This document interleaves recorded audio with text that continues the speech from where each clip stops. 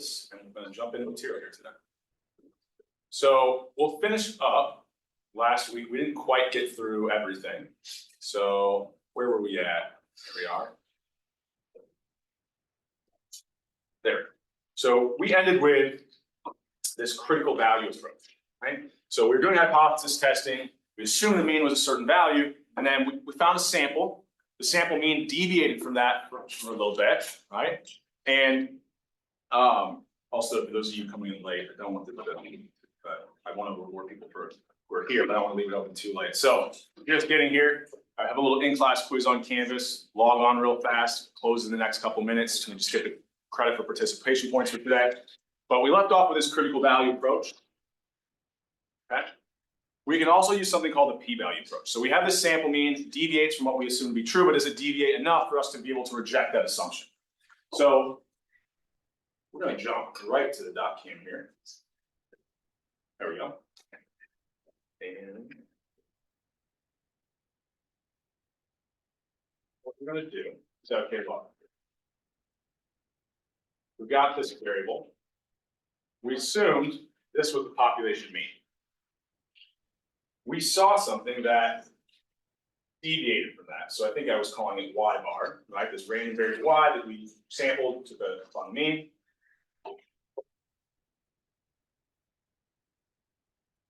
We know that assumed true mean, if it is in fact true, it's 0 away from itself, right? So this standard normal distribution that we said we quite often can use as an approximation. We can also use the student t, but this is going to be kind of a close one. We want to turn this into a z-value, or sometimes called a z-statistic, right? Test statistic, but it's coming from that standard normal distribution. Well, before we were going to plot that against the critical value, right? Kind of this cutoff where if I see something any more than this standard deviations away from that assumed true mean, I'm okay rejecting it. Now, I found sample evidence so inconsistent with what I assume to be true, it's probably not true. Now, another way of doing that is simply instead of saying a certain number of standard deviations, we can say, look, if the probability of seeing the test statistic we did or anything further away from that assumed true mean, that's what we're going to call our p-value. Now, small caveat, it's not just going to be the area to the right there. We said quite often we're doing a two-tailed test. So yes, I found sample evidence that was inconsistent above the mean, but if it's a two-tailed test where evidence on either side could go against that null, what do I need to do? It would have been equally as likely for me to see some sample evidence on the other side, and all of these values would have been equally damning against that assumed true mean. So I can find the area to the right of my test statistic. But that really only represents half of my p-value. So once I find the area that comes to the right, I then need to multiply it by 2. Okay. Now you can also find something that's below, and you can come up with a negative test statistic. There we have to be a little bit careful with our language, because now I want to know what's the probability I saw the test statistic I did or anything more inconsistent, right? That's why I'm not saying greater than or less than. It's any evidence more inconsistent than the sample mean I found. So if it's a negative z-value, that would be the area to the left, and then you multiply that by 2. That represents your p-value. The probability you saw the sample evidence that you did that went against the null as much as what you found, or anything that would have went against the null even more. Okay, it's not the most technical textbook definition, but I think that's a better way to kind of maybe it's an easier way to kind of explain. Does that sound familiar? Remember kind of doing this 370. So we can use a critical value approach, or we can use this p-value approach and say, if this p-value falls below, remember kind of our cutoff alphas that we were using, 0.1, 0.05, or 0.01, then we're okay rejecting. Well, why is that the case? Think about it this way. Let's say, just for the sake of this example, the area in each one of these tails was 0.02. So that would give me a total p-value of 0.04. Okay, that's less than 0.1, so I can reject at the 10% significance or with 90% confidence. It's less than 0.05, so I can reject with 5% significance or 95% confidence. It's not less than 0.01, so I fail to reject at that level. Now, if I use the critical value approach, it's really the same thing, because let's say I wanted to find the critical value for the area of probability 0.05. I look it up in that table, I'd have half of alpha in each side, so 0.025, and we looked up that value last class was 1.96, so negative 1.96 and positive 1.96 for a two-tailed test. This would have been my rejection region, because the area to the left and the right of each of those critical values would have been 0.025. So it doesn't matter if I compare the z-value to the critical value or the p-value to that kind of threshold cutoff alpha. Right? Both will lead me to making the same exact decisions. Right? These two things go hand in hand. As I see like a higher critical or a higher z-value, that's going to result in a lower area in the tail or a smaller p-value. So seeing something a higher number of standard deviations away from this assumed true mean is the same as having a lower probability of seeing that sample evidence be that far away from the assumed true mean. Just kind of different sides of the same coin. Okay. Any questions on this before we keep moving? I'll probably gloss over this a little bit quick here today. We want to make sure we jump into linear regression a lot. So once we find that probability, that p-value, it's just, is it less than these threshold alphas? And we're always using like the same ones, 0.1, 0.05, 0.01. So I kind of already walked us through this step, but you'll take that sample mean, turn it into a z-value or a standardized value, a test statistic. Could come from a student t, but like I said, we'll mostly be able to use that standard normal to approximate. Once I have that, find the area, right, the probability of seeing that or something more extreme, further away from the assumed true value. Two-tailed test, we would then have to multiply that by 2. Now I have my p-value. I just have to say, is that less than alpha? I think the p-value approach is easier personally. And once we get into linear regression, I think you'll really probably, I think you'll agree with me and see why this p-value approach is often quite a bit easier. All right, any questions on this before we keep moving? So the steps, very similar to what we were doing with critical values, right? We have to figure out the null and alternative. We then have to do what alpha levels are we looking at? It's pretty easy, it's always the same. Calculate my test statistic. If it's a student t distribution, we call it t statistic, standard normal, z statistic. It just represents the number of standard deviations the way our sample evidence was. Then using that, find our p-value, compare our p-value to alpha. Okay? So in either method, we have to find this test statistic. It's just, in one, I then find the critical value, compare that to my test statistic. Here, we use the test statistic to find a p-value and compare that to alpha. I want to go through something here. I think I can connect the dots here a little bit as well. So let's say, thinking about something like this. And just to make this a little bit easier, I won't do a two-tailed test. I'm just going to make this a right-tailed test. Okay. So let's say I've got my, we'll use a student t distribution just for the sake of this. Let's say this is 1.7. So I've got this value. Actually, I'm going to use some actual values here because I think it'll help make a little more sense. So let's say we're thinking about an exam score, and I want a signature mean of 75. I take a sample, and I find a sample mean. So maybe, the assumed true average exam score in this class, I tell you is 75. I sample randomly 25 of my 375 students, so 25 here. And we know the central limit theorem isn't quite met, but just to make the kind of numbers easier, we'll kind of run with this value for a second. I then say, okay, the original standard deviation is 15. I want to turn this into a test statistic. So how do I do that? Well, our test statistic equation is I take my sample mean, I subtract that assumed true mean. We then divide by the standard deviation of our sample means, which was just the square root of the variance. Well, I don't have the variance here over the sample size, but what could I do? We said sometimes we can rewrite this as this, right? Taking the square root of something squared. So what's there in my denominator? 15 over the square root of 25, so 15 over 5. So I've got what? 5/3, so what, 1.66 repeated? I'm doing math in my head, correct there? I could then look that up, find my p-value. Okay. If I do that, let's see.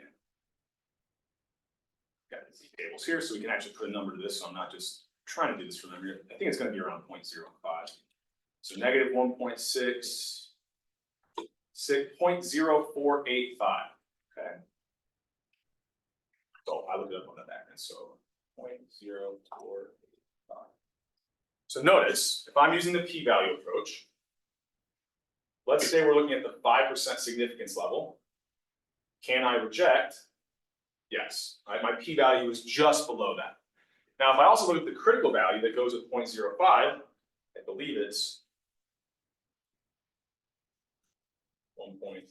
negative 1.65. So it doesn't matter which approach I use, I'd still reject. Now, what's going to happen? We have a variety of things that can change my likelihood of rejecting the null. So if I see a sample mean that's even lower than 70, what's going to happen to my p-value? Well, what's going to happen to my test statistic? If I see, say, 65 here, my test statistic is going to. So if this becomes set 65, what's happening to my numerator? It's a larger negative value, so my test statistic is larger in magnitude, right? If I have a test statistic larger in magnitude, what's happening to my p-value? What's happening to the area to the left of that? It's getting smaller, right? So kind of the first thing, like if we see sample means further from that assumed true mean, well, that's intuitive. Yeah, it's more likely we can reject that assumption, right? Because it's less likely we saw a value 3 standard deviations away, right? And so we're definitely okay rejecting if we see something like 3 standard deviations away from mean. We're okay rejecting if it was 1.66 standard deviations. So the next thing that could change, what if I see a higher sample size? So if I have a higher sample size, what's going to happen here? What's happening to this fraction? Yeah, denominator is large. No, so denominator is larger. What's happening to this fraction? If I divide by a larger value, my denominator for my test, the entire denominator will be smaller. If I'm dividing by a smaller number, what's going to happen to my test statistic? If I have a larger test statistic, what's going to happen to my p-values? Which means I am more likely to reject the null. So taking larger sample sizes is also going to make it more likely we can reject the null. So this is one, again, recurring theme in this class. We like large sample sizes. Okay. Third thing, what if I see the original variation? Here, I want that to be set higher. Be a little bit lower in the data. Right? So let's say I'm sampling from a data set that has very low variation. Right? Well, what's going to happen to my denominator there? In fact, so if I have lower standard deviation or lower variance, what's happening to this fraction? The numerator is smaller, fraction is smaller. If I'm dividing by a smaller number, what's going to happen to my test statistic? Bigger. Larger test statistic, smaller p-value, more likely I can reject the null. So lower variation in the original data, higher sample sizes, and seeing sample evidence further away from that assumed true mean all make it more likely we reject the null. And the exact opposite would be true, right? Smaller sample sizes, larger variation in the original data, and a sample being closer to the assumed true mean would all make it, less likely we can reject. Now there's one more thing that we can kind of see impact our rejection decision. So what if instead of a one-tailed test, I had a two-tailed test? What's going to happen to my p-value? Let's say I found the exact same numbers, right? Instead, I wanted to do a two-tailed test. What happens here? What would my p-value be?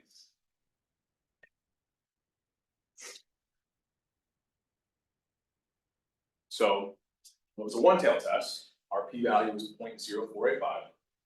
It's a two-tailed test. What's the only thing I need to do? Multiply it by 2, right?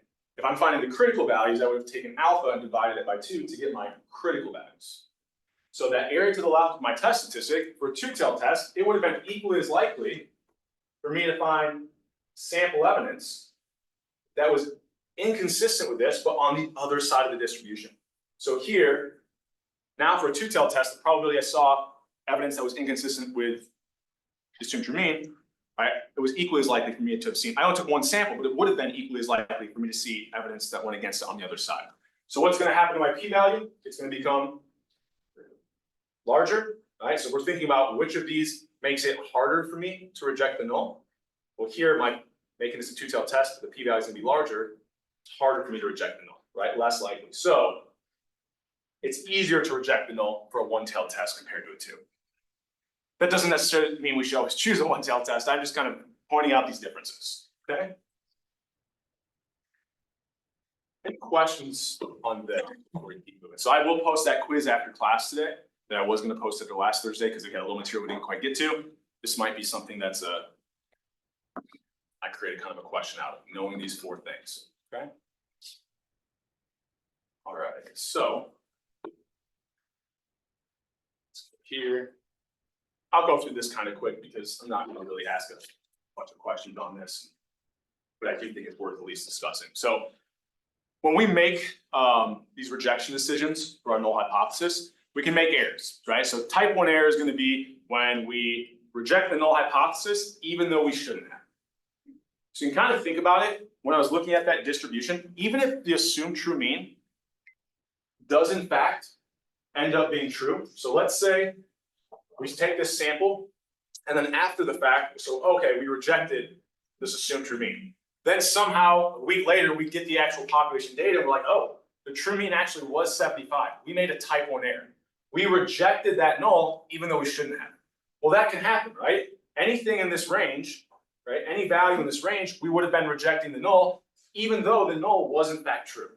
It's just that the likelihood we saw something in that range was so low, we were okay rejecting. We're okay, like we know we'll be making errors some of the time, but that probability fell below our threshold of 0.05, so we were okay rejecting that null hypothesis, right? We could be making a type 1 error, but it's more likely, right? If I see this as my sample mean, it's more likely that the actual distribution looks something like this, right? So that's the reason why we're rejecting it.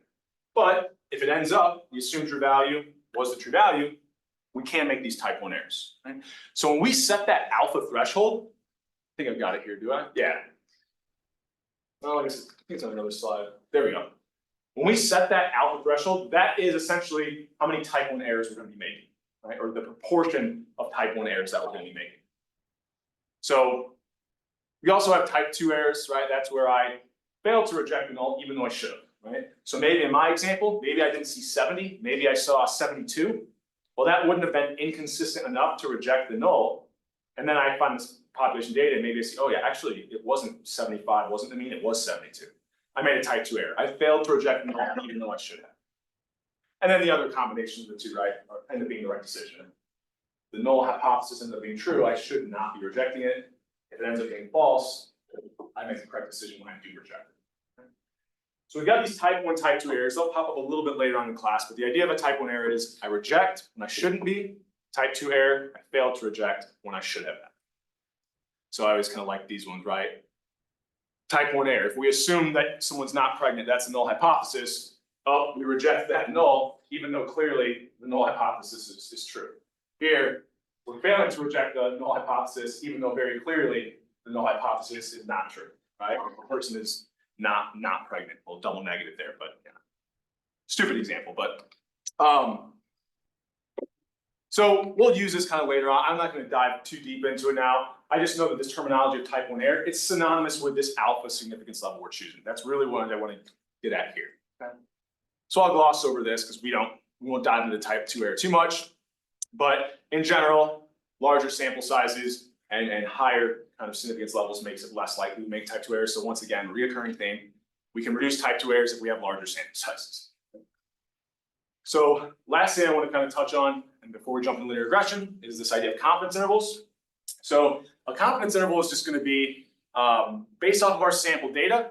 We can say with 90, 95, or 99% confidence that the true sample mean is somewhere within this range of values. That's all a confidence interval is. We're saying with a certain level of confidence, based off the sample evidence we found, the true population mean is somewhere in this range, right?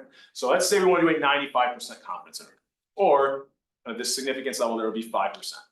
Well, if I looked up in the standard normal table, if I want to have an area of 0.05 total outside of my confidence interval, so think of it this way: there's a 95% chance the mean is within this range. There's a 5% chance it's outside of that range. So if I've got values on either side of my interval, I've got 0.05, 5% of that probability, that's a decimal, 0.05 outside of it, 0.025 on each side. So I look up, okay, what value gives that to me from the standard normal distribution? 1.96 or negative 1.96. So what I'm going to do is say, okay, look, if I take a sample, I see the sample mean, if I go 1.96 standard deviations to the left and to the right of it, there's a 95% chance that the true mean is somewhere in that range. If I wanted a 90%, well, then the area I would need on either side of my confidence interval will be, well, total area of 0.1, so 0.05. I looked that value up, I think it's 1.65 standard deviations to the left and the right. But that's essentially what we're doing, right? So here, I've got the true population mean, right? And I want, if I go 1.96 standard deviations left and the right, I know that there's only 5% outside. So with this idea in mind, let's say I was able to observe population data. I can see the actual population mean here. And I go 1.96 standard deviations to the left and the right, and kind of create these cutoffs. Okay? If I then take a sample, I might see a sample mean right here. If I were to go 1.96 standard deviations to the left and the right of that sample mean, notice it includes what that true mean is. Now, how can I kind of do this to myself? Well, if I go 1.96 standard deviations to the left of the true mean, if I see something just to the left, I'm going to be a little bit lower. Right? And then if I see something just to the left, my upper bound will be a little bit below that 1.96 for the true population data. But my confidence interval there still includes the population mean. I can then take another sample. Well, that's pretty inconsistent with what I assume to be true, but notice it has a confidence interval that just barely includes that population mean. In fact, any sample mean in this blue area, when I create a confidence interval around it, it will include that true population mean. The only ones that won't are once I get sample evidence that's further than 1.96 standard deviations away from that population mean. Now I end up with a confidence interval that doesn't quite include. So all of these sample means that fall kind of outside of that confidence interval, these are all going to be values that we would be rejecting, right? So this kind of represents these confidence intervals, the ones that don't include my true population mean. Those would be confidence intervals. You can think of it as, if I did a hypothesis test for it, I'd be rejecting that assumed true mean. At least for a two-tailed test, right? Because confidence intervals always have two tails here, two sides. Okay. So I can kind of get at this as well. So, well, I think I can visually show you. So notice anything here, if I build a confidence interval around this value and I go 1.96 standard deviations to the right, well, notice it was more than 1.96 standard deviations away from the mean. So if I go 1.96 back, this was something like, negative 2.3, add 1.96 to it, I'm not going to quite get back to that true population mean. So for all these sample means in the red range, we'll have confidence intervals that don't include that population mean. Which means if we just have an assumed true value for that, it probably isn't the right value, right? It's probably a different distribution than whatever the assumed true mean we had was. Okay. So, draw a graph here. That's what I just kind of walk this through. But notice, if I think about, here's my assumed true mean. If I were to find sample mean way out here, I then turned into C value or T value, find the probability of seeing that or anything more extreme, two-tailed test. So I would need to take this area, multiply it by 2 to get my total p-value. It's going to end up being true is if I have a p-value that's less than 0.05 here on our example, all of these sample means here, if I were to build confidence intervals around them by adding I didn't leave myself enough room here, but by adding and subtracting 1.96 standard deviations to the left and the right, my confidence intervals for all of these test statistics where I would reject the null, all of them will not include that assumed true mean. Okay. So really confidence intervals and hypothesis tests are doing the exact same thing. We'll see that once we get to some output from Stata for linear regression, confidence intervals become kind of useful, right? And so I just want to introduce this concept. All we're doing is taking whatever sample mean we found, go a certain number of standard deviations left and the right. How do we determine how many standard deviations away we go? Well, this is just going to be the z value that's giving us half of alpha on each side of our confidence interval. Okay, so that's where that 1.96 comes from.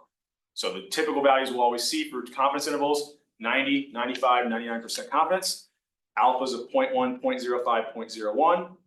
We divide those by 2. We'll end up finding the z-scores or z-values of 1.65, 1.96, and I think it's 2.58 if I'm doing this up from memory correctly. Okay. Any questions on this idea before we keep moving here? Okay. So I've got some election data eventually, but I want to show you this first. So before we dive into this, I'm talking about this all through means. I think we talked a little bit about this last week. I said that if we have a 1-0 variable, I know we talked about this. When I take the mean of a 1-0 variable, we typically call that something else. Not a sample mean, but a sample. So if I have a variable that's 1-0 and I take a mean of it, I'm going to end up with a value in between what range? 1 and 0. 1 and 0. So we typically think of these as proportions, right? So anytime you have a 1-0 variable, you can calculate the mean. It's just generally we also reference it not a sample mean as a sample proportion. So an election is coming up, right? So election data, when you look at all these polls, that's what they're doing. Whenever they have this margin of error, that's all they're doing. That's that 1.96 standard deviations away. That's the margin of error. They take some sample evidence, they find a sample proportion, sample mean.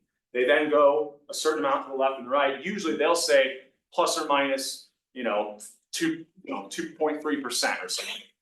That's essentially saying take 2.3%, add it and subtract it from this sample mean that we found, this sample proportion, and that's kind of where the true proportion of people going to vote for this candidate lies somewhere in this range. Right? That's all they're doing the exact same thing. Now we can also do hypothesis testing and build confidence intervals, not just for a single statistic like a sample mean or a sample proportion, but for the difference between sample means. So we can start to look for differences between groups. So in the election data, maybe I'm interested in, is candidate A going to get is the difference between the proportion of the votes that candidate A and candidate B is going to get is anything other than 0, right? If it's 0, it's a tie, but we find evidence that maybe it's something other than 0. Because if we can reject that, that means that we can kind of make a prediction about who's going to win the popular vote. The electoral vote, that would be a little bit, we have to do a little bit more work there, right? But for the popular vote, this would be a good idea. So it just becomes a little bit more complicated because now we aren't interested in a single statistic. We're interested in the difference between two statistics. Well, what ends up being true when we're looking just at the difference between things, the variance of that difference is just the variance of each one of those sample means added together. And then we take the square root of that. That would give us kind of that standard deviation. I'm not going to expect you to kind of really work through examples where you're plugging numbers in here. We're going to do this in Stata and show how we can make our life a lot easier. But what we're going to be doing is we're going to calculate a test statistic by finding the difference between sample means, subtract the assumed true difference, just like we did before. We took a sample mean, subtract the assumed true mean. Take our difference between our two sample means, subtract an assumed true difference, and then divide by, now not the standard deviation of our sample means, but the standard deviation of the difference in sample means. It's all following the same format. And we'll see this in linear regression too. This is this format where take the sample statistic, even if that sample statistic is the difference between two, subtract the assumed true value of that statistic, and then divide by the standard deviation of that statistic. It's always going to be the same process for creating these test statistics. Okay. We can also do it for things like the correlation coefficient, covariance. We'll end up showing linear regression is even better than this, but we can do hypothesis testing for any statistic, and we'll end up doing a lot of hypothesis testing for different statistics throughout the semester. Okay. So what does this look like? Let's finish up stuff from last week. I've got data pulled up here. Hopefully everyone's kind of worked out. I probably got at least 12, 15 people have stopped by my office to kind of work, and we got all the problems worked out, with the exception of one, but you got it on your own. So well, I helped a little bit, but you ultimately did it, right? So let's zoom in a little bit so we can see. Here, I'm gonna set this global. You don't have to do this every single time.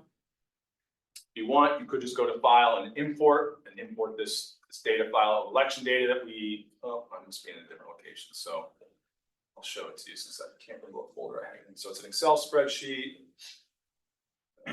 Must not be in week 3. Is it week 2? Yes. Import first row as names. We were using the non-missing sheet. Hit OK. So we've now got this election data pulled up. So I thought it'd be kind of a relevant, also interesting example. This is all from 2020. So I'm going to just rename some of these variables because they were very long to be like shorter. So I have this line of coding here twice, and I think I showed you this last class. But obviously, once you rename a variable, it no longer has the old variable in there anymore. So you can't like run that code twice. So I think I put that in there just to remind myself to show you guys that. So I renamed these 2 variables. We already looked at kind of using this histogram function last class. So it just gives us a nice quick snapshot of the data. So I ran a histogram here of this unemployment variable, and I'm now maybe regretting that because I think the data is big. There we go. So I can kind of see the average unemployment across these counties is pretty high, like 0.15 or something like that. Or not 0.15, sorry, like 7%. I don't know, I'm eyeballing this here. So I had to say, okay, I'm going to calculate. So we said we can use this ECON function. We just want to find the mean of this unemployment rate variable.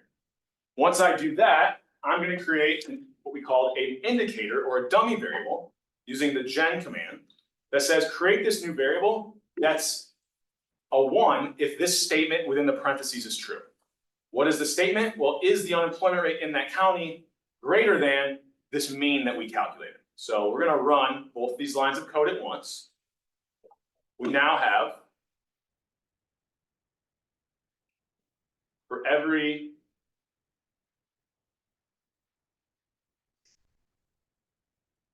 county that had below unemployment, the average unemployment, 0.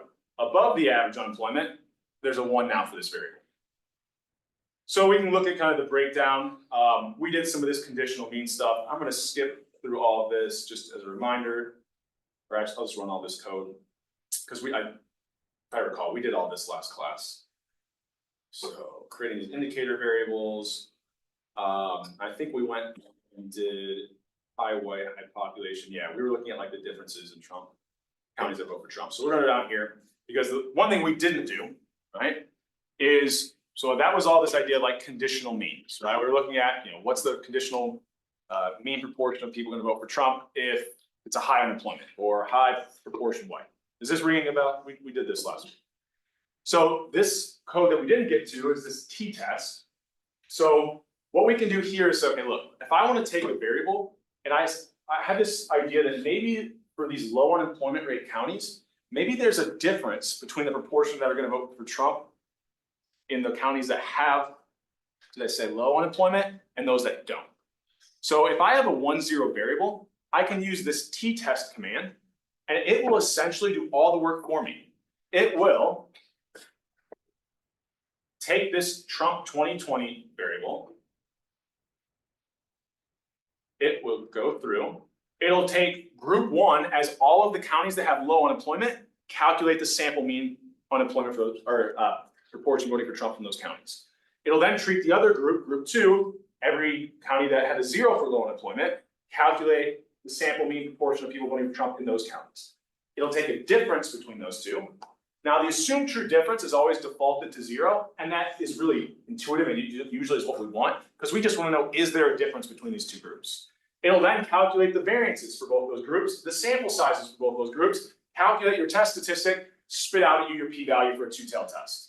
Right? So it does all of this work behind the scenes And all we have to do is tell it, okay, here's the variable we want you to calculate the sample mean of for both groups. How do you identify the groups? Comma, by this other variable we've created, which is that there's a low unemployment, like they have low unemployment 1 or they don't 0. So by these two groups, it'll calculate the sample means, variances, and sample sizes, calculate this test statistic, spit out at you the p-value. Now I have to add this unequal. All that's telling it is that likely these counties have unequal variances, right? That's all that command does. There's situations where maybe you wouldn't want to include that, but nothing that we're going to use in this class, right? Almost every group you can think of is going to have some unequal variance. So if I run this, kind of notice I get all this output. Notice it shows me what it did. Behind the scenes, it calculated my sample means, sample variance, but standard deviation, right? It tells me one thing, I automatically know the other. It's got my sample sizes here. Here's the sample difference. Here was the standard deviation, right? Or this standard deviation of my differences down here. And then found that test statistic, whoa, it's huge, right? Negative 7.9. So guess what the p-value ends up being? Here's different tail testing, left, right, two tail, right? This is maybe a good point. So if I found negative 7.9, would I kind of reject the null hypothesis that the true difference is negative? Like I had a left tail test here. Notice it gives me the alternative hypothesis. So, well, no, I'd have a really high p-value because I found sample evidence that that difference is negative. Now, for everything we'll do in this class, we're always going to be using, if I asked you to do like a difference between groups, just a two-tailed test, right? So we're always going to be using that one in the middle, right? Where the null hypothesis is that the difference is equal to 0. The alternative is that it's not equal to, right? And we say not equal to in Stata, that's that exclamation point, okay? So we get a p-value of 0. We can reject that true difference is 0 at any level we want to, right? It's going to be less than any alpha. And out to the 4th decimal, it's a 0, right? Any questions on that idea before we keep moving here? Yeah. I'm just getting a different value for the euros. I might have done something. So did you add in this unequal? Yeah. You can take a look at it after class. It should give you the same values if you're opening the same data set. If you accidentally opened up the so there was the two sheets, there was one that was non-missing, and then there was just the raw data. The raw data has maybe some different values in it, so you might end up with something like that. Yep. You could do the same thing. I then have these 1, 0 variables for whether or not income was high. So is there a difference in the proportion of people who are going to vote for Trump in high versus low income counties? Sure enough, that difference was positive. So high income counties tended to vote a little bit more for Trump, right? And can I say that there is a difference at our kind of conventional levels? Once again, p-value is basically 0, so yes. Right? And then what about these high proportion kind of white counties? Once again, I can say that there's a actually difference here, interesting enough, is negative, right? That if it's considered a high, like a high proportion of the county was white, they actually were less likely to vote for Trump than some of the others. Might be something you didn't necessarily expect. But obviously we're not holding a lot of other factors constant. We're just looking at this one thing, right? Maybe income is correlated with some of these other things, and now we're not looking at income. So we're eventually going to want to get to, can we analyze the differences by holding all these things constant and just look at one relationship? That's what we're going to be doing in the next module, chapter, whatever you want to call it, which is linear regression. I think I already showed this to you. I just want to make sure I did. If you ever have variables in the data set that like you're not needing, you don't need to use, you can always drop them just to make the data a little more manageable. So for instance, there's a lot of variables here, and I got a small screen scrolling around. We're not using any of these, and so if I drop them, it just makes it a little bit more manageable. There's like fewer variables. So I couldn't remember if I showed you, I know I showed you the keep command, I couldn't remember if I showed you the drop command. You generally don't want to use it because you never know when you're going to need the data, but just kind of making you aware of it. Okay.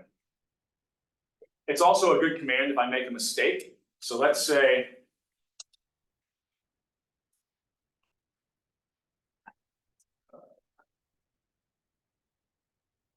I don't know why I did this, but but I create some variable. I'm like, oh, I didn't want to divide it by 34. I meant to divide it by 43.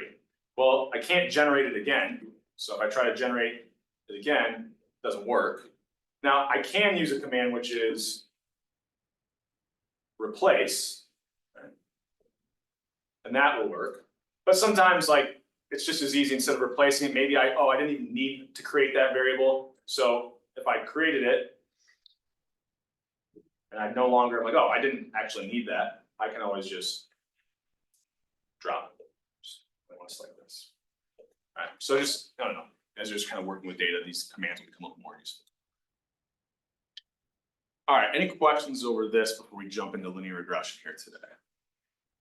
So to actually kind of wrap it up for review, I know in 370 you did regression, but we're probably going to start sprinkling things in along the way that you didn't talk about. So it won't really be completely review, and I'll start as though you don't have a huge kind of background knowledge on it. So, said regression review. But basically, linear regression is we're going to take, starting out, just two variables, and we want to know the relationship between them. Right? As x goes up, does y tend to go up, or does it tend to go down, or does it not change at all? Okay? Those are kind of our three things. So what we're going to do is we've got, this is the equation for a line. So a lot of math classes is always what, y equals mx plus b. I wrote b plus mx, whatever. But, this is the standard linear equation. Right? All we're doing is we have an x variable, we have a y variable. We're going to use slightly different notation. For that intercept, b, we're going to use beta subscript 0. So we're going to end up calling these things coefficients. Okay? So we're going to use data to estimate these things. We think there is some relationship between x and y. We're then going to use data to estimate what that relationship is. So our intercept, we're going to call beta 0, and our slope, we're going to call beta 1, beta subscript 1. So these are our, we'll call the intercept coefficient and our slope coefficient. Okay? So just some terms that I'll start using instead of just x and y. We generally think of our y as our dependent variable, right? It is, as x changes, y depends on x, and as x changes, y is going to change as well. Okay? Our independent variable we think of is x, right? And we'll eventually say we can add multiple independent variables. We can have lots of x's. Okay? So x is going to be the thing that is changing, and as a result, y is changing because of it. Right? So we eventually want to get to what we call, I don't know if I have the term up here, a causal relationship. Right? We can see evidence of correlations by using the correlation coefficient, but we want to know, is x changing actually causing y? And we'll talk about a lot of different strategies that get us closer to that causal relationship. So just some basics. If I were to have a bunch of data and I actually drew a line that best fit this data set, so I could figure out where that line is. Now, we haven't talked about exactly how yet, but for now, let's just say we eyeball it, right?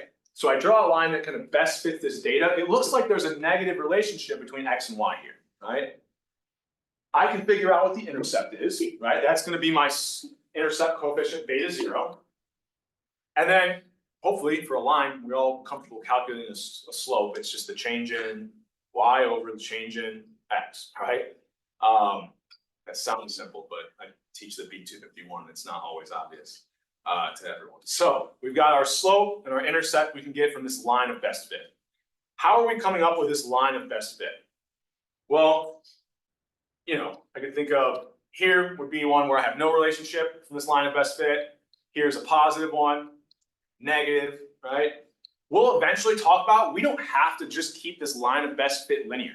If the data looks something like this, if we try to draw a straight line through it, it's not really going to capture this relation. Looks like there's some type of like diminishing relationship here, right? Or some curvature. We'll eventually talk about how we can estimate nonlinear relationships as well, in either direction, convex or concave.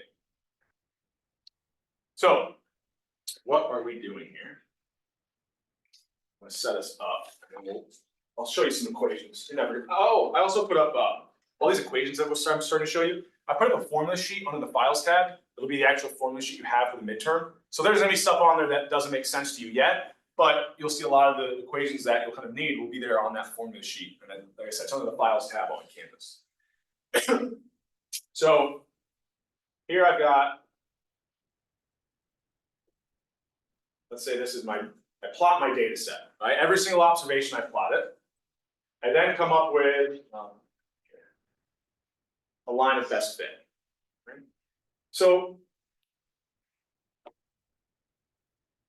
this line of best fit, you can essentially think about, it's not the actual X and Y values, right? So for example, this observation, here was the X value, and here was its Y value. What this line is doing is it's saying, if you put in, so just put a number so we have something to put in. If you put a 5 into this equation, it's going to give you wherever you'd be at on that line of best fit for your Y value. So maybe, I don't know, you make this prediction, you get 10, but the actual Y value for this observation was 12. Right?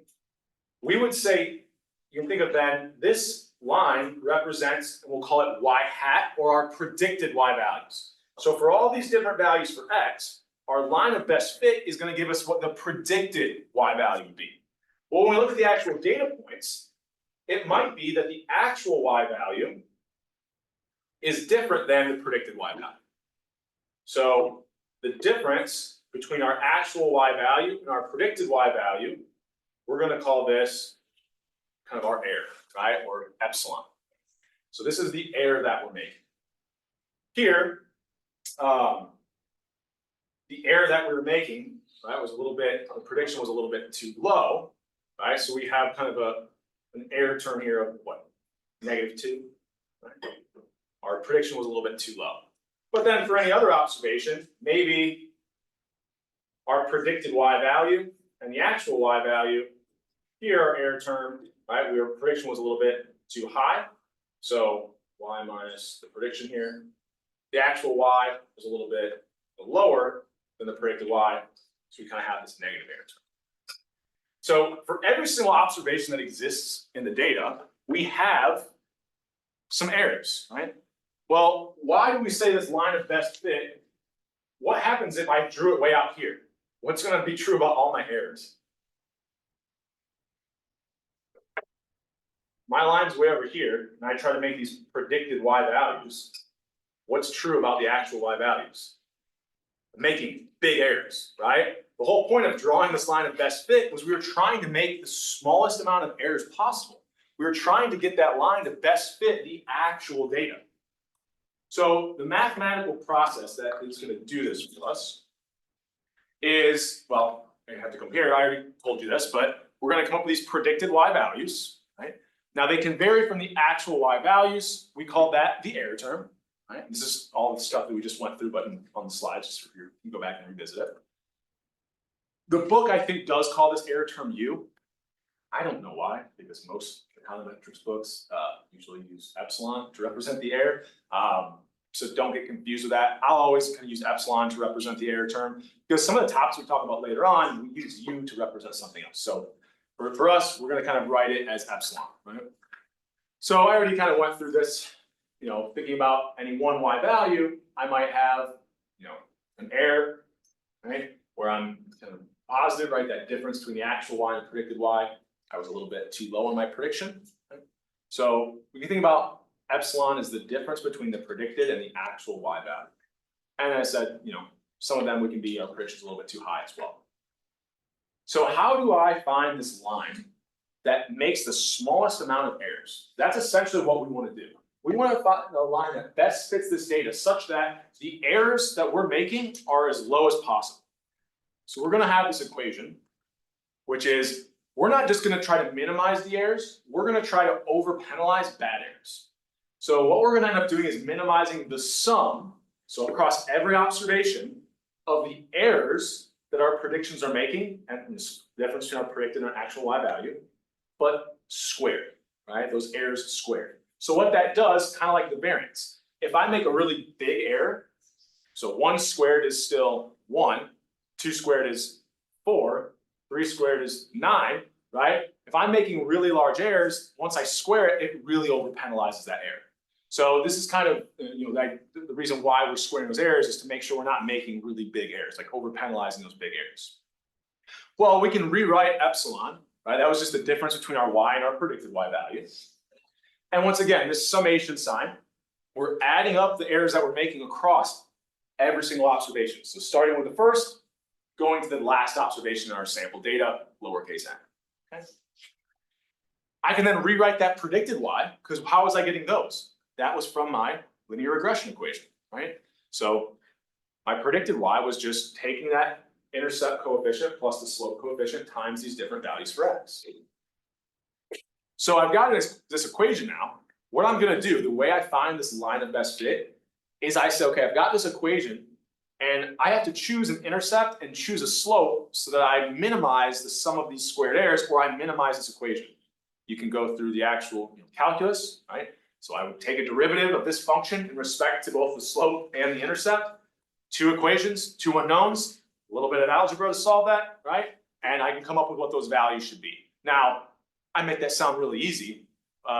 I've got like a summation going on here. Like, so yeah, it's not quite clear. It's not going to be a little simple equation, right? So that's what we're going to rely on Stata to do for us, because it actually is going to have to go through every single observation, right? I'm trying to minimize the sum of the squared errors across every observation. So there's a solution to this. I think I've got it. Yeah, so I think I put it up here. So the end solution, the equation that would give you the slope coefficient is going to be this guy right here, right? So what you would do if you were wanting to do it by hand, which we won't do, is I would take the deviation of every single observation's value from x times its deviation from y, divide it by the sum of the variance in that x variable, right? That just ends up being, when I have those two equations, two unknowns, and then I solve for beta 0, solve for beta 1, here's that solution for beta 1. Now, kind of notice, what does this look similar to? If I just divide both the numerator and the denominator by n here, the numerator is my covariance, and then the denominator would just be my variance in x. Okay. So if I were to somehow have those two statistics, I actually could find this slope coefficient pretty easily. And I'll show you how we do that in Stata before we get out of here even today. Okay. Kind of have to trust me for right now, but that's the way the math works out. And then we end up, oh, that's our covariance over our variance. Now the intercept has a much easier equation. All you do there is, once I have my slope coefficient, the intercept is just take the average y value, subtract whatever that slope coefficient I found was, times the average x value. So that shouldn't be too bad. But once again, we're not going to do any of this by hand, but these equations are floating around behind the scenes. So notice we said that numerator looks like the covariance, the denominator looks like the variance. So simple linear regression, and then we'll work on interpretation. So I also had open this, let's zoom in a little bit, regression in class. So you should be able to find this.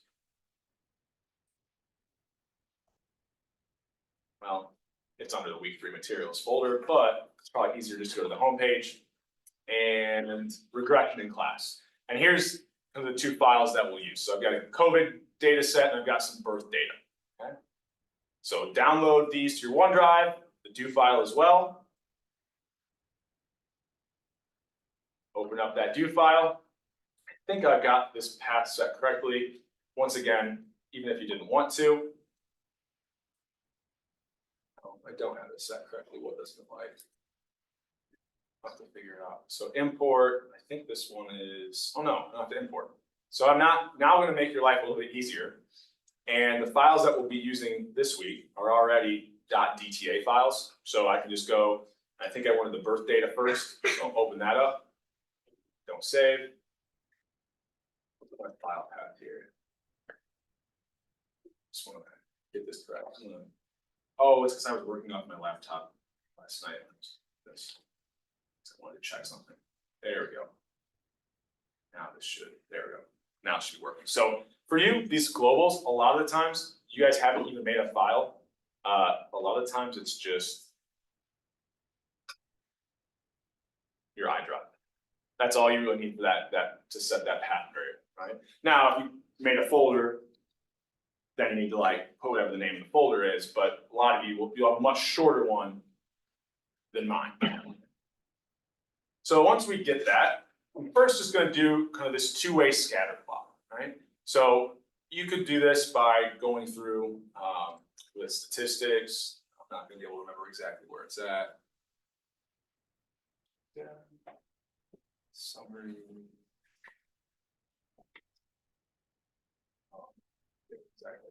oh, here we go, two-way, it's under the graphs. And then I think I showed you some similar to this, you add the variables. I've got the code here, so it's probably just as easy to kind of always mimic this code. So this just creates a scatter plot, two-way scatter plot, and then you just tell it which variables you want. So I've got a pretty small data set here. I've got the number of births in this year and counting, and then I've got the total number of shale oil wells. So I had this idea of like, you know, are these counties where these like shale oil, is it like getting into the water? And are we seeing like more miscarriages, stillbirths, thing like this? This is like a research question people have been interested in. So this is a very like low level example of this, right? So I'm gonna just run, I'm gonna run this scatter plot and kind of see, okay, it's not the easiest data to look at. It looks like there's a lot centered around 0. I don't really know how I draw a line that kind of best fit this data. So what am I gonna do? I'm gonna rely on Excel to run this linear regression for us. It's gonna take all of the data and it's gonna minimize the sum of the squared errors for us and then report to us, right, solving that equation for the two unknowns, what our slope intercept should be and what our, our slope coefficient should be and what our intercept coefficient should be. So I'm just gonna say, okay, regress, and I always put my y variable first.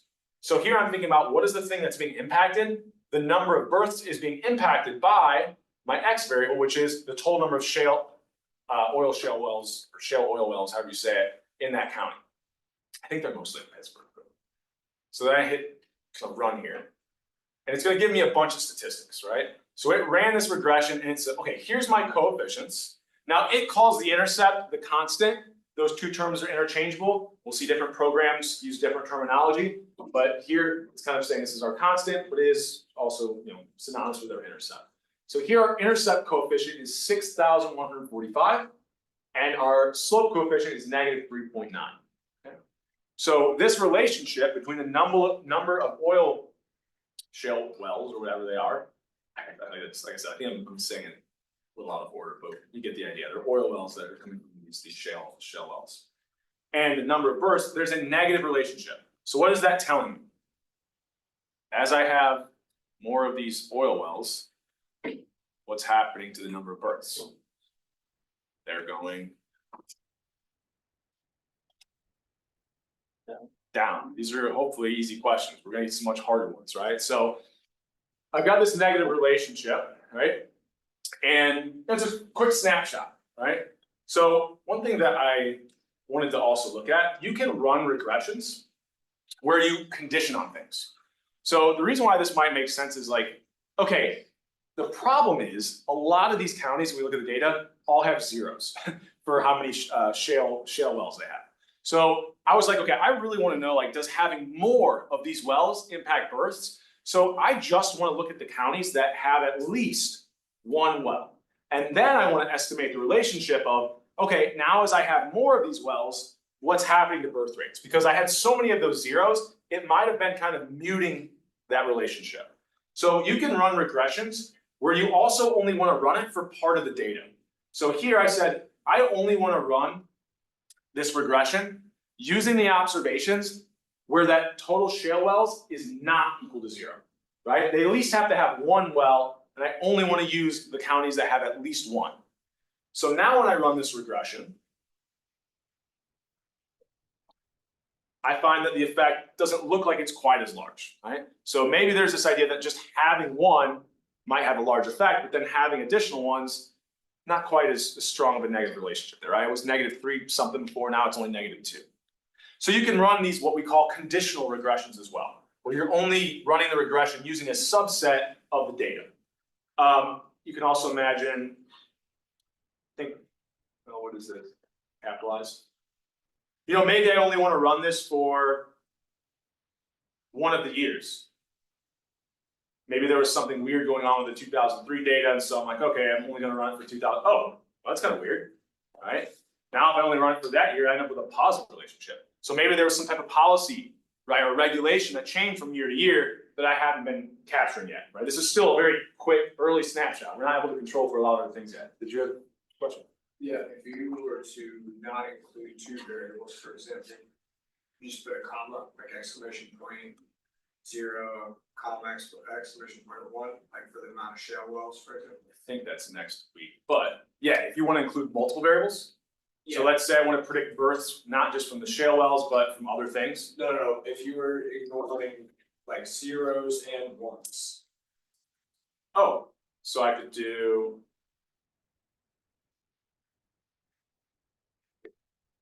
So I can use my first statement is if it's not equal to 0, Yeah. I don't want to use it. And Okay. total shale wells not equal to 1. Oops, I already have my So you can't just put like a comma. and- Nope, so you have to use either the and, or you can use or, right? I can run it if this or this is true, or only run it if this and this is true.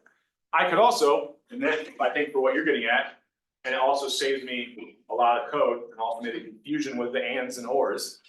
I could just say less than 1, or actually less than or equal to 1, right? And then that would kick out.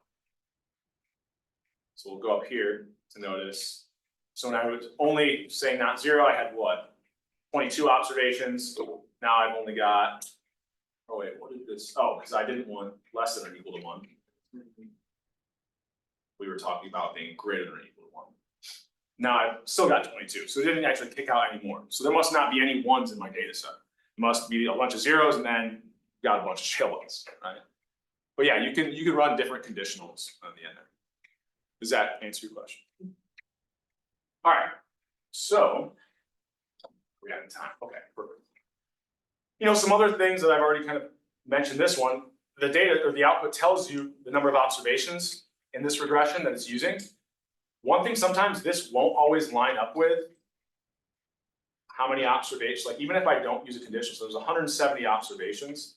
If I go back up here and run the one where I didn't condition anything, it's using all 170. Sometimes you'll actually end up with less than that if you have missing values. So Stata automatically just ignores observations that have missing values for variables. So that's another thing, sometimes why you can see that the observations in your regression don't match up with the observations in your data set. That means you must have some observations with missing values for the variables you're using. But I wanted to point this out just to prove to you, I wasn't just lying to you earlier, that we can also calculate this slope coefficient by taking the covariance dividing by the variance. So notice here, if I want to find the variance, I'm just going to use that sum and then comma detail, right? So this tells me here's the percentiles for this total shale wells variable. Here's the mean, here's the variance. So 77.48, that's going to be the variance on my x variable. My x variable there was the total shale wells. I then can find the covariance. So the command that we have for that, I don't know if I've talked about this yet, but it's just going to be correlate. What two variables do I want to find the correlation of? And then comma, we don't want the correlation coefficient, we actually want it to give us the covariance. So comma covariance, I'll run this line of code. And it tells me, here's that covariance between number of births and total shale wells, right? If I then do this math, you can prove this to yourself, I guess, if you don't believe me, but put this into a calculator, take that covariance, divide it by the variance of your x variable, you end up getting 3.92, well, negative 3.92, which is the exact same thing as that slope coefficient if you run that linear regression. So kind of a neat thing that kind of plays out in the data when we have simple linear variables. Gets a little more complicated once we start adding in more variables than just one on that right-hand side, right? More than one independent variable. Okay. Any questions on that before we keep moving? I'm just thinking if there's anything else here. We got 10 minutes. We'll go back to the slides. All right. So we now know how to come up with these values. And like I said, it's going to be pretty easy. Stata is going to do this for a lot. So I've gotten some questions like, what are the exams going to look like? Are you going to ask me questions about Stata? So the problem sets are meant to be Stata based. It's the application of what we're talking about in class and what we're learning. On the exams, I'm not gonna ask you like, what's the line of code that would do this, right? But what I would maybe expect you to do is I give you regression output from from Stata. So maybe I give you a screenshot of this, and likely if I ever do, I would also give you the command itself, and then you would have this and say, okay, what is the slope coefficient for total show? And you'd have to say it's negative 3.92. Now, I don't think there's gonna be a question quite that easy on the exam, but that would be the idea. I might give you some of the output from Stata, but I won't ask you to like name how to code certain things. Are they MCQs or, would they be MCQs or multiple choice questions or? So when we get to the actual exam, we'll talk a little bit more about that, but generally it's a mix. It'll be multiple choice and then some short answer. Yep. Do we use our computers for them at all or not? Nope. So it'll be no. So it'll be in class, paper, pen, calculator, formula sheet that I'll give you guys. Yeah. So we're not using Stata at all for the exam. Nope. Like I said, technically, I mean, that's not quite the right statement in the sense that I'm giving you, there might be Stata output on the exam, Yeah, but you're not gonna have to produce anything for the exam from Stata. Yep. Okay. All right, a little bit of a diversion there, but I want to get this set up for next class. So I've got my linear regression. I can now find these values from Stata. What do they mean? Right? So the slope coefficients interpretation is always going to be the expected change in y from a 1 unit increase in x. I mean, you can kind of play this out with math, right? If you think about, if I were to plug in to my regression equation for that x value of 1, what's my predicted y? And if I plug in a 2, what's my predicted y? Well, the only change there, they both would have the intercept. It's just that the first one would add beta 1 in once, the second would add it in twice. So beta 1, that slope coefficient, is always the expected change in your y variable from a 1 unit change in your x variable. And that's literally just because we're using a linear equation. That's what that slope tells us. If you had any other line, right? What's the slope tell you? It's how much y changes when x changes by 1 unit. Now, our units, we're going to have variables, we actually use names and things like that, but that's the general interpretation. What would the interpretation of our intercept be?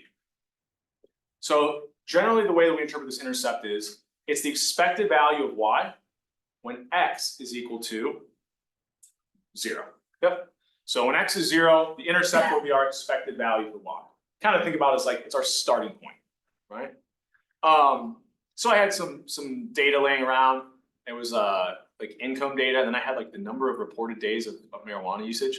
Notice it's always funny with like drug data. The median day is 0. Because if you look at survey data on drug use versus actual like purchases and things like that, they never line up. They're always very under-exaggerated. But I did have some non-zeros in this data set, even though the median was 0, and quite a few observations. So the idea was, okay, can I predict someone's income just from the number of days they use marijuana each month, right? So how would I interpret my slope and intercept coefficients here? Well, my slope coefficient would be, if somebody uses marijuana 1 additional day each month, I can expect on average their income would be about $253 lower, right? Now, obviously we have controlling for a lot of other factors here, right? But these are the types of questions we can start to get at. Now, what would my constant or my intercept interpretation be? If somebody uses marijuana 0 days a month, we would expect their income is about $32,000. This seems low. This was like an old data set with like a lot of college age individuals in it, so that's why it tends to be a little bit lower. Okay. Any questions on this idea before you keep going? Okay. So this kind of has a summary of what I just said. I do want to point something out where we can get some weird things going on. So we have 4 minutes. I got enough time to do this. So with that example, it's probably one that seems a little bit more intuitive because we had like a positive intercept and it was like downward sloping. So sometimes we can have something like years of education and then income. So if I was instead trying to like, I don't know, I had a bunch of data here. And I tried to draw a line that best fits it, or I use Stata to come up with what this best fit line is to make my predicted values for y. Notice, what's my intercept actually gonna be here? It's actually gonna be negative. Does negative income make any sense? No, right? We can have these weird scenarios that happen like this sometimes, because what's true also, you don't typically see anybody with 1 year of education. Like if we're talking about grade school, like there aren't people that exist that have 1, 2, oh, they were a 3rd grade dropout. I assume that someone exists out there like that, but for the most part, right, that's not gonna be something that's even practical. So sometimes the intercept won't even make a lot of sense, but we still interpret it the same way. Somebody with 0 years of education could expect negative predicted income here. So sometimes the intercept won't seem practical, and that's just a matter of whatever the variables you're looking at. It might end up with some kind of weird interpretation there for the intercept, but that's still how we interpret it, right? It's the starting point for this y variable, for these predicted y values, okay? So, a couple of you got too late. It was not my intention to necessarily penalize you for being late. It was my intention to incentivize all of you who showed up. And so, if you came in late, you didn't hear me talk about the quiz, stay after and talk to me. I'll get your name because I wanted to make sure everybody who showed up here today just gets credit for their participation points. I will bring a set of questions in on Thursday that we'll still go through. But congrats to you guys for being on top of things. So hopefully everyone's gotten all their kind of state issues worked out. If any of you are still having problems, you need to talk to me ASAP because you've got that problem set out there. Also, after I get back to my office after this next class, I'll put up the first quiz. So those practice problems, you should now be able to answer all of them. I think the last 2 or 3 we still had to cover after last week. So make sure you have a good, feel good with those practice problems before you take that quiz. And I have it set to be due at the end of the day on Sunday. So giving you, I think it was originally going to be 5 days. So I just wanted to give you a good amount of time, kind of go over those practice problems and then sit down and take that quiz. Okay? All right, I'll see you guys on Thursday. I had a question about when